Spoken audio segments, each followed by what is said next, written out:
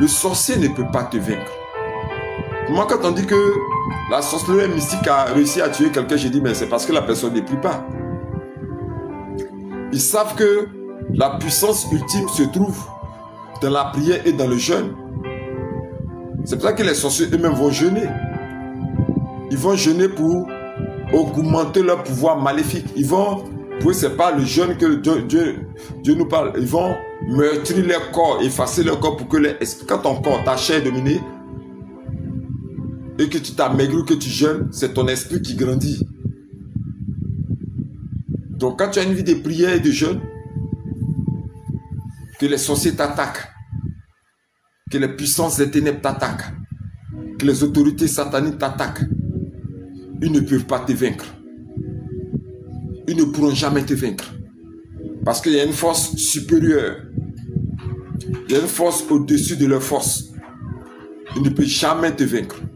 Celui qui a une vie de prière forte, quand te lance des sortilèges, quand te lance des envoûtements, quand te lance des attaques, quand te lance des flèches, quand projette des projets contre ta vie, ils ne pourront jamais te vaincre. Ils te feront la guerre. Ils te feront sûrement la guerre, mais ils ne te vaincront jamais. Ils te feront la guerre. Ils te feront sûrement la guerre, mais ils ne pourront jamais te vaincre parce que tu as une vie de prière forte. Donc la prière est un bouclier. La prière est une protection. La prière est une sécurité. La prière nous garde. Elle attire vers nous les ailes, comme il dit dans sa parole. Comme des oiseaux déploient les ailes sur leur couvée, l'Éternel étendra sa protection sur Jérusalem. La prière est comme les ailes d'un ange, un chérubin, sur lequel tu te caches, toi et ta maison et tes enfants. Pour que ta maison soit forte et protégée, il faut que tu aies une vie de prière. La prière couvre toutes tes affaires, ton âme, ton esprit, ton corps, ta maison, tes biens. Et je répète encore, la faiblesse des sorciers, la faiblesse des mystiques, la faiblesse des confréries de sorcellerie organisées cachées dans leur méchanceté, leur faiblesse c'est quoi? C'est ta vie de prière. Tu les rends faibles. Qui s'élèvent, qui cherchent à te surprendre, qui cherchent à t'attaquer, qui cherchent à te vexer, qui cherchent à te conduire à la mort, ils ne peuvent pas atteindre leur objectif parce que tu es une femme ou bien tu es un homme de prière. Voici ce que cela produit. La prière est un bouclier.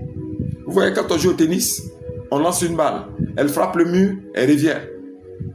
C'est pareillement la puissance de la prière qui te protège afin que toute flèche, toute lance, toute attaque aille fracasser sur le bouclier de cette prière et retourner à la personne qui l'a fait contre au nom de Jésus-Christ. Donc, la prière est un bouclier, une protection puissante autour du chrétien.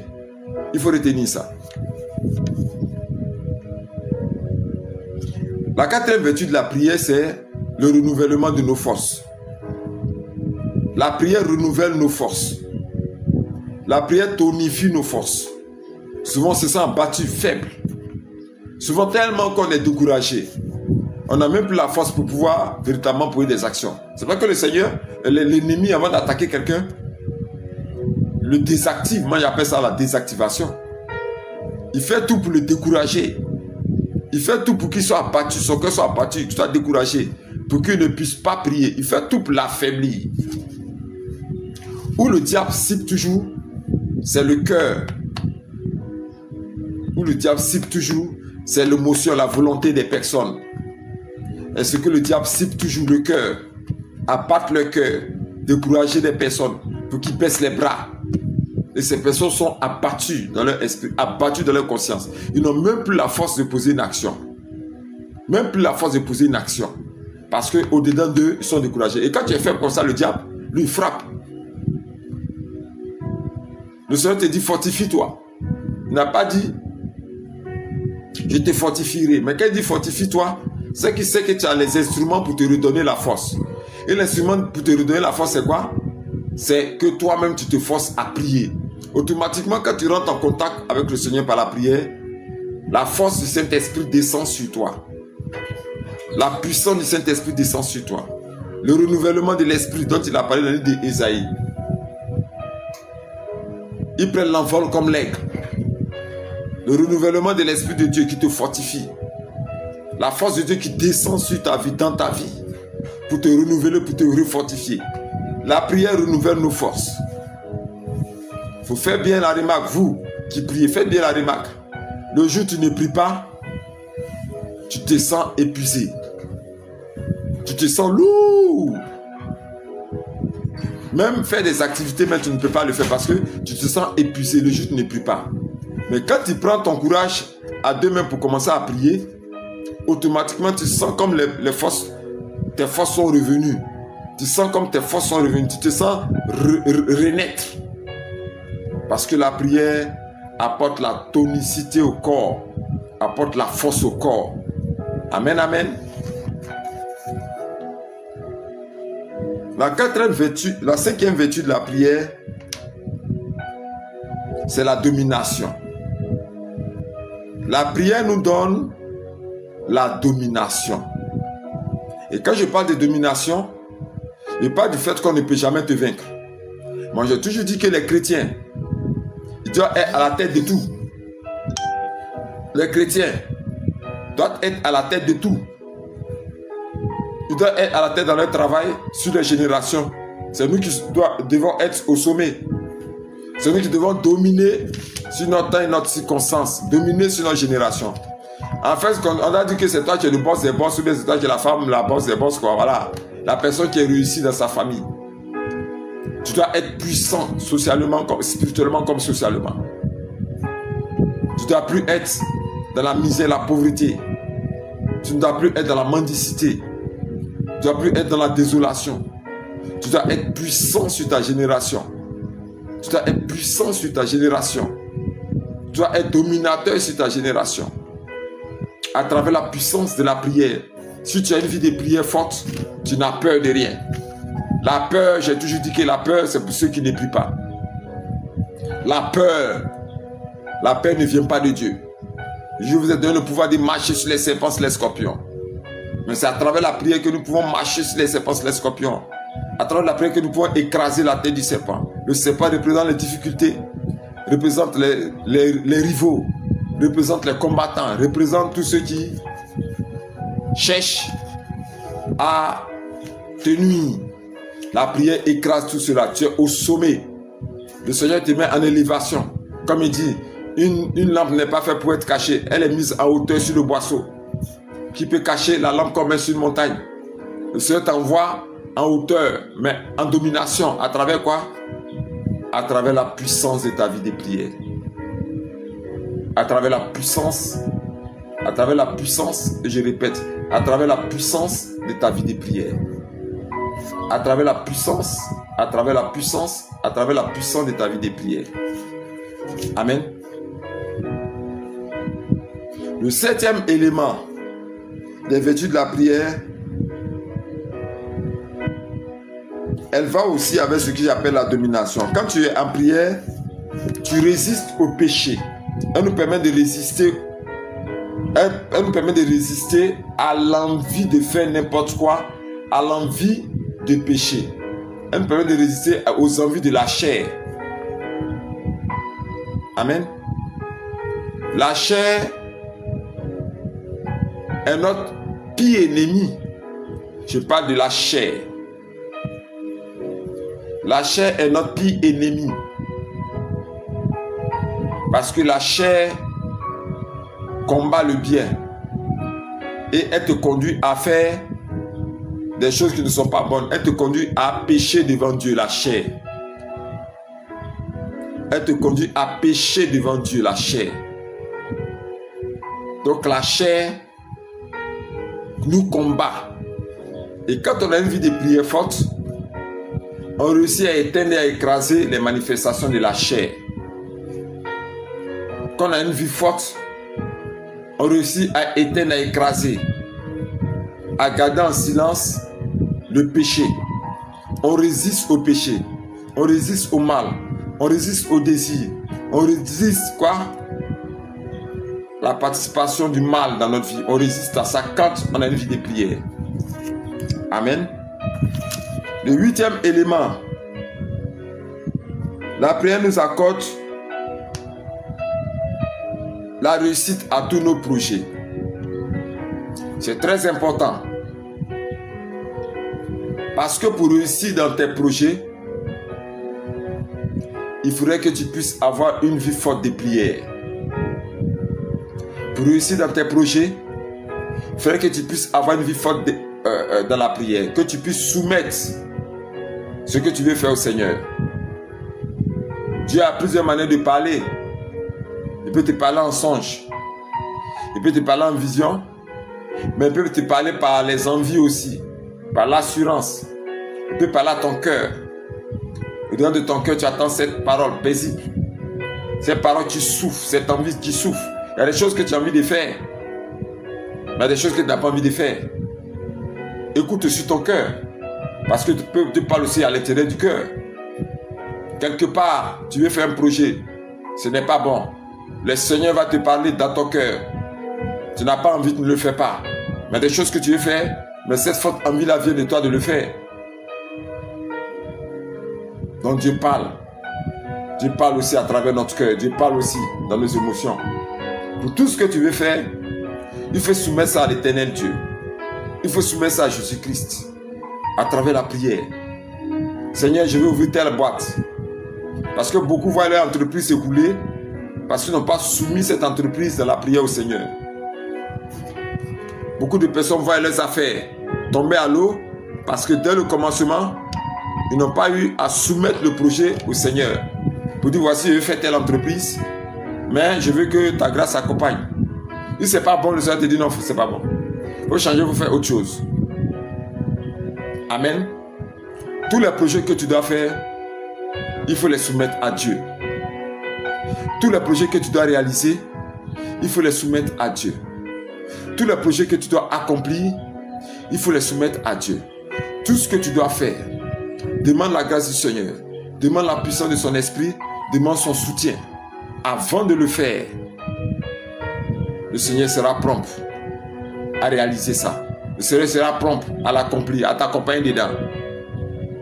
Amen, amen.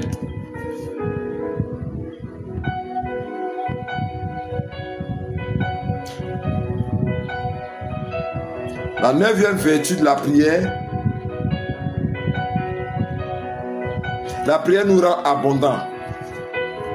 Moi, je dis à quelqu'un que il ne peut pas avoir sécheresse. Normalement, il ne peut pas avoir sécheresse dans la maison des enfants de Dieu.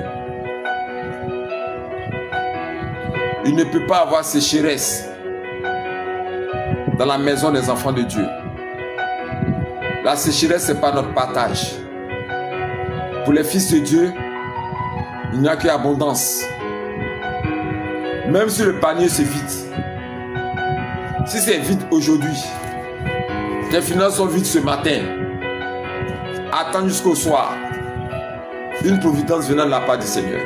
Pour ces enfants qui sont continuellement en prière, tu as le feu de la prière, tu as la puissance de la prière, qui sont toujours en contact avec lui. La pauvreté n'est pas de Dieu. La mendicité n'est pas de Dieu. La mendicité n'est pas de Dieu. Celui qui est toujours en prière, son grenier est toujours plein. Celui qui est toujours en prière ne manque absolument de rien. Celui qui est toujours en prière, il n'y a pas la faim chez lui. C'est pour cela que le psalmiste a dit, il était jeune, il a grandi. Il n'a jamais vu le juste abandonné, ni sa descendance mendier son pain. Ses enfants mendier son pain. Ta prière donnera toujours l'abondance dans ta maison pour que tu puisses t'occuper de tes enfants. Toujours il y a à manger.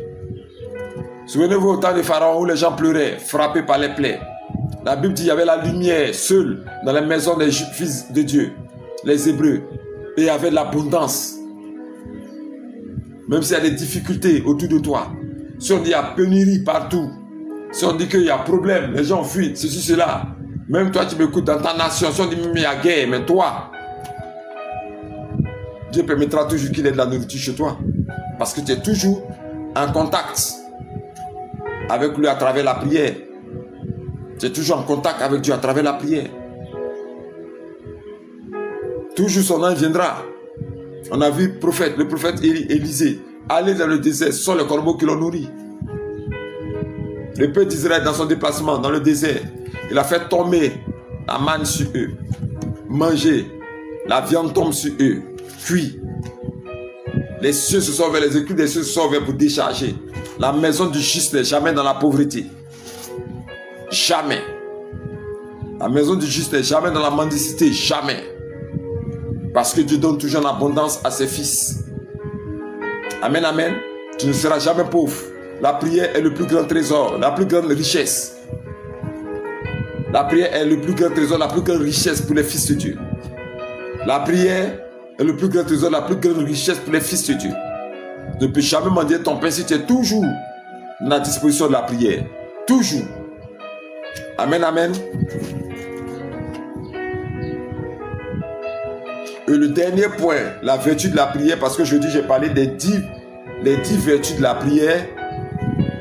Le dernier point, la prière accorde la santé et la longue vie. Quand tu es toujours dans la prière, ta santé est toujours renouvelée. Tu as longue vie. La maladie ne peut pas t'atteindre.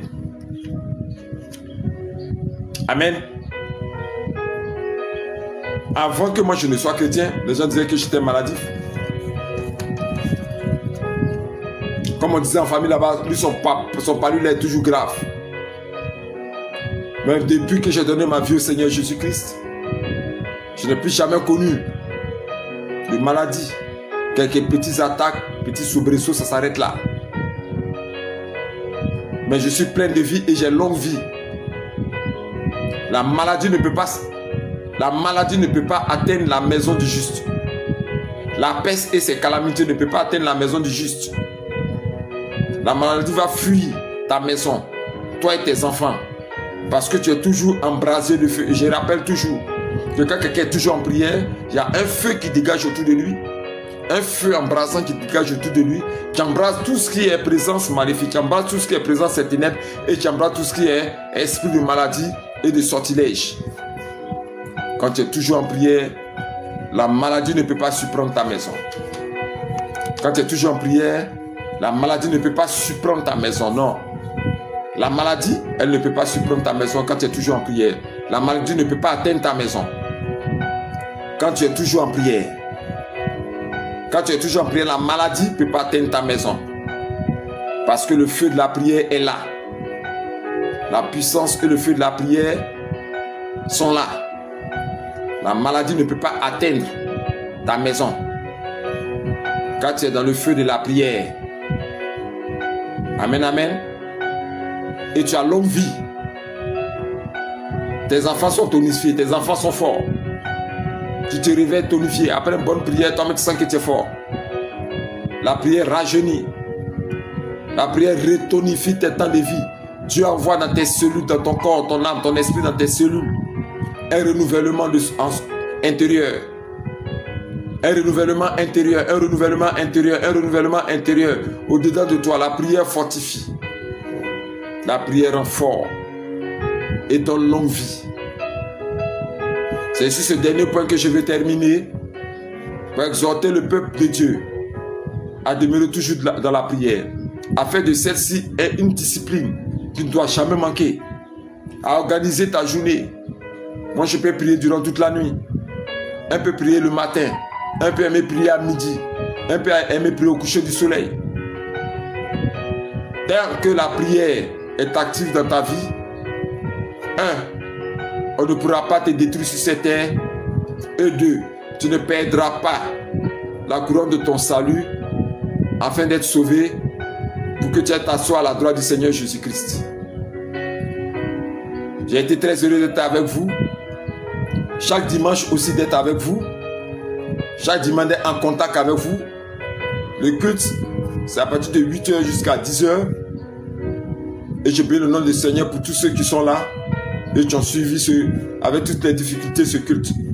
Chaque dimanche, de 8h à 10h, il y a le direct. Et par la grâce du Seigneur, maman va suivre de 10h, ceux qui n'ont pas pu suivre, de 10h à midi. Donc on fera 2 cultes le matin, un de 8h à 10h, un de 10h à midi. Que Dieu vous bénisse, que sa grâce demeure sur votre vie. Je vous dis shalom et à la prochaine.